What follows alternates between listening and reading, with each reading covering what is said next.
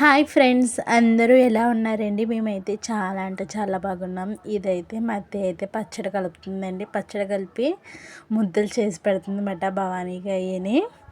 ఇంకా మాకు కూడా గోడకాయించి మేము కూడా తిన్నామండి. చాలా అంటే చాలా టేస్టీగా ఉంటాయి మా అత్తయ్య చేసింది.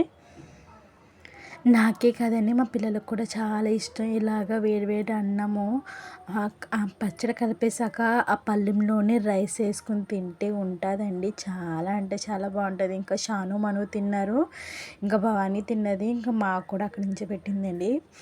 టేస్ట్ అయితే బాగుంటుంది. మాకు చిన్నప్పటి నుంచి మా అత్తయ్య చేసిన ఇలా పచ్చడి ముద్దలు తింటామంటే మాకు చాలా ఇష్టము, నాకు మా చెల్లికి. ఆ రోజైతే దెబ్బకాయ పచ్చడి అయితే కలిపిందండి. చాలా అంటే చాలా టేస్టీగా ఉంది. ఇంకా మా అత్తయ్యకి మాకు గోడ అడ్డు కాబట్టి ఇంకా ఇంకా ఈజీగా ఉంటుంది. ఇలాంటివన్నీ మాకు తిని అదృష్టం అయితే దొరుకుతుందండి. మాకంటే చాలా ఇష్టము. పచ్చడి పెడతాం. పిండి వంటలు చేయడంలో మా అత్తయ్య నెంబర్ 1 అండి. నాన్ వెజ్ వండటంలో మా అమ్మ నెంబర్ 1 అనమాట. అలాగమాట ఒక్కొక్కరికి ఒక్కొక్క టాలెంట్ అయితే ఉంటుంది కదండి. అత్తయ్య అయితే పచ్చళ్ళు కూడా మా అమ్మ కూడా అత్తయ్య చేతే కలిపిస్తుందండి. అన్నీ రెడీ చేసేసి అత్తయ్యకి ఇస్తే అత్తయ్యే పచ్చడి కలిపేసి ఆ డబ్బాలు వేసాక మళ్ళీ అందులో అన్నం వేసి తినిపిస్తారు అన్నమాట. టేస్ట్ అయితే మాకు చాలా ఇష్టము.